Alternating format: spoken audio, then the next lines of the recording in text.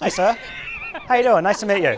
Nice to meet you. I'm You Liam. met my friend Jessica. Hey, welcome to the party. Come on in. Come on in. Come a little closer. I get the two. How lucky am I? Now I'm curious. Look, when you hear the word action, right? It's a word you've heard a lot of times before. What goes on through the mind for you? Are you thinking?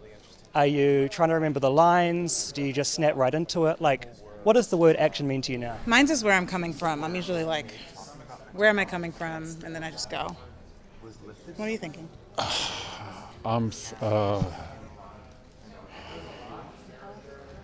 I'm not thinking. I'm waiting for something to happen. I want a lived moment to be part of.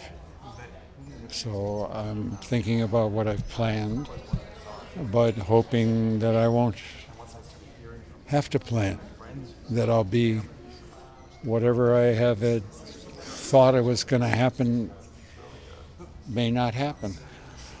So I prefer not knowing what's going to happen, in a way, and I enjoy that.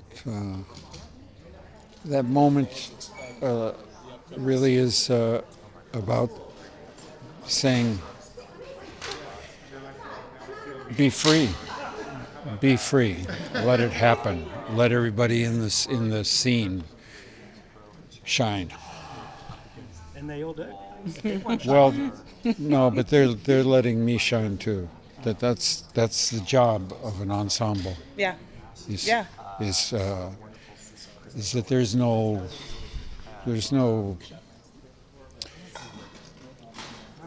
nobody bigger than anybody else. We are the same. We work on the same thoughts, and our efforts are directed towards the group idea. Yeah. And we want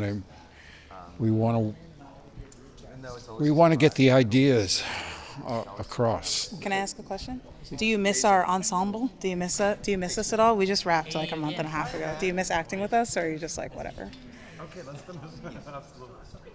I miss, yes, of course I do. I do. No, I miss the daily pleasure of going to work. I know, me too. And I love to work, and I get up every morning when there's no work, and I think, oh, I have to fill this day with something that means as much to me as the work I do.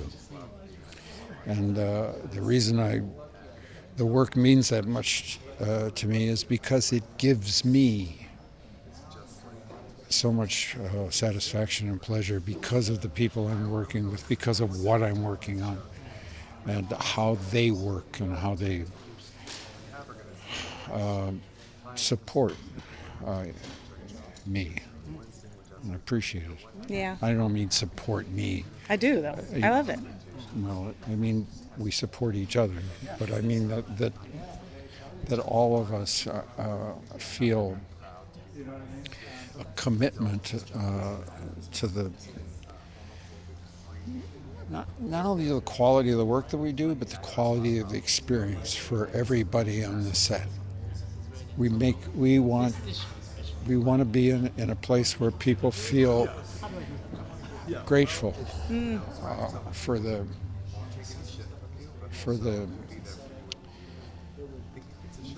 things we're working through, the story things we're working through, and for the pleasure of working together, because nobody acts alone. No.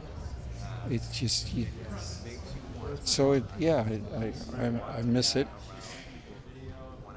But it's okay. I have a little time off. Yeah. I'm hoping that we'll have another season. Me I'm curious then. I think we all are. I'm curious what the time in between seasons gives you, because you've done 3 seasons now. You understand your characters more, I'm sure, with every season. So that time in between, what does it give you? It gives me a time to just kind of be a normal person for a bit. I think I feel a little scared the first 2 weeks I'm not working, and then I realize I'm fine with my hobbies and whatnot, but it just gives me time to be normal. like hang out with my friends, swim, bullshit with them. That's really important to me. So I officiated a wedding actually in my backyard about 2 days ago. Have you ever officiated a wedding? No, Really? no. I'm surprised by that. I'm not. I'm not a real minister. All you gotta do is go to you can become a minister, I found out, in 2 minutes, which is insane, but I'm a minister now, so I can remarry you and Callista or anything anymore. Well, thank you very much. Why don't you follow me home tonight? Okay. Thank you. Before I let you go, when you walk onto a set, Mr. Ford, everybody has a preconceived idea of your work. They've seen it. You walk onto the set, everybody's seen your stuff. Does that make it easier or harder to disappear into a character when everyone has that preconceived idea of who you are? Never gave it any thought. That's my job is to disappear into the character. And but at the same time, there's a special thing that happens when you're working with writers. They're the kind of writers that we have, with the kind of ambition this show has. They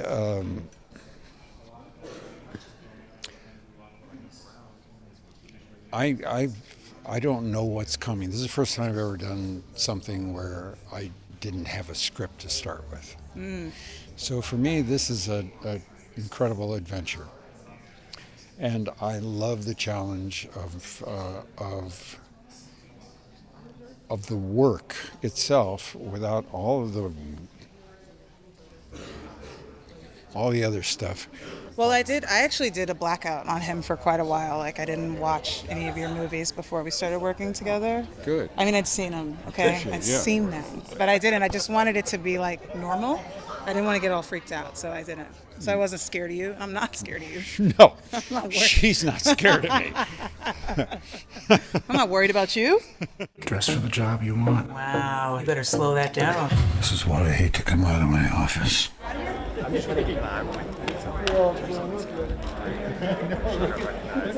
How you doing? I'm good, man. How about you? Good. You feeling good about yourself? Everything that's going on right now? I don't know about feeling good about myself, but I'm happy. Yeah, yeah. I can see it. Life is in good shape right now. When you're happy, does it come through in the work, do you feel? That's a really interesting question. Yeah, I think there's something carefree that comes through when you're happy. I think there's something playful that comes through. What's fun is that on a show like Shrinking, there's room for all of the different emotions, and so it's what I love about the show most of all is it's got happiness, carefree, and it's also got heavy grief. Right. I mean, when you have all of that, how do you navigate that fine line? How do you know during the serious moment, we want to take it here, or now might be time for a gag? How do you navigate those conversations? Well, first, I think it's the writing. That writing staff works really hard on achieving just that balance of where to laugh through really hard moments, because I think that's how we actually experience life. It's our coping mechanism, and the opposite is true also. I think that comedy does a really good job of lowering your defenses, so then you can Trojan horse in some drama. Yeah. Everybody who has taken part of the show genuinely loves it, right? You can really tell. I mean, you saw in Harrison's goodbye speech that went viral. I mean, everybody is so stoked to be a part of this project. Was that always like that from the get-go, or has everybody fallen in love over time? It's so funny you asked that. It was like that, and I've never experienced this. It was like it from the first table read, when none of us knew each other, and we all arrived, and something happened which... I suppose it happens sometimes, but this time it was really noticeable. Everybody was super prepped, including Harrison, which you don't have to be for a table read. You could show up and just read it for the first time, but everybody came in to kill. And that's been the mentality ever since. Yeah. Glad to hear that. And I think it's reflected in the first season as well. Thanks. You produce the show as well. Yeah. When you produce a show that you're also a star in, how do you, I guess, make sure it doesn't become self-indulgent, if that makes sense?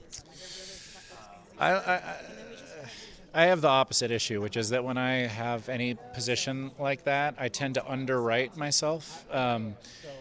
probably because I'm afraid of that very thing. Even for getting Sarah Marshall, I was like, how do I make sure that all these other actors kill? And it served me really well. Like, I think a great point guard is what you need to be when you have kind of a position like I do, of setting your teammates up for success. Of course, we're celebrating. It's just put on by the Television Academy. It's a big deal, man. The first annual Televerse, from what I understand. What's critical acclaim? What does critical acclaim do to a show? Honestly, at this age, I've realized it means you get to keep going.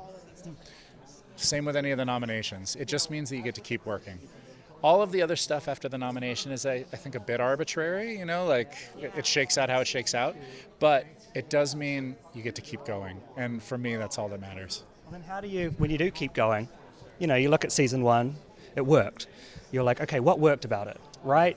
How do you make sure that with season 2, season 3, you're not just repeating yourself, but you're keeping those elements that people enjoyed?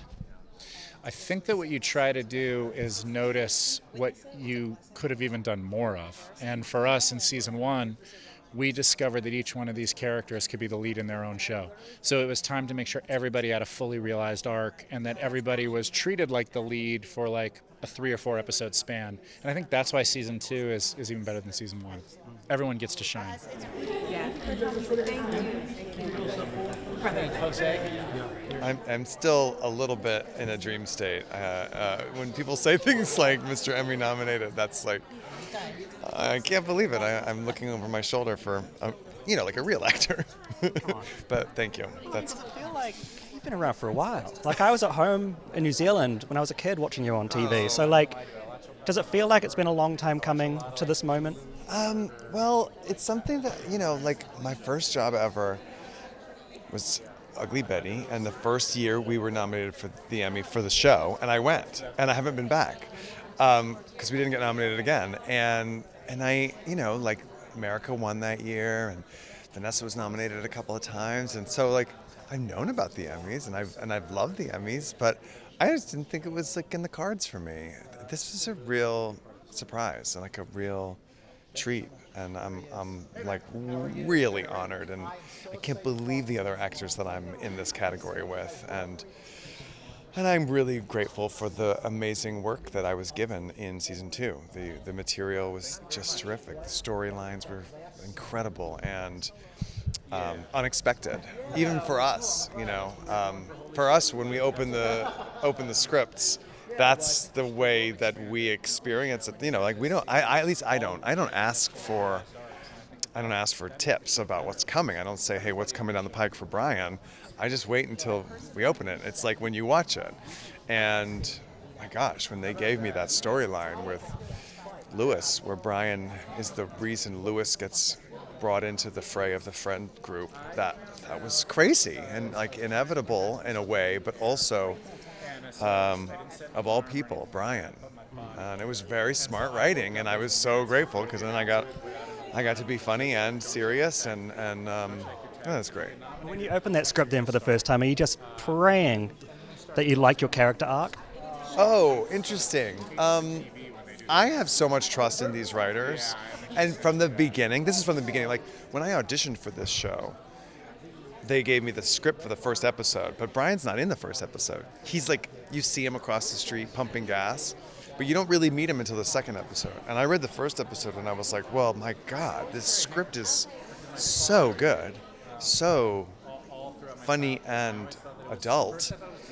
If they've got a character that I'm like, that's coming, I trust. I just trust. So, yeah, I mean, I definitely like hope for the hope for a good arc, but I trust for sure. Thank you. Yeah, thank you. Good job. Thank you guys so much.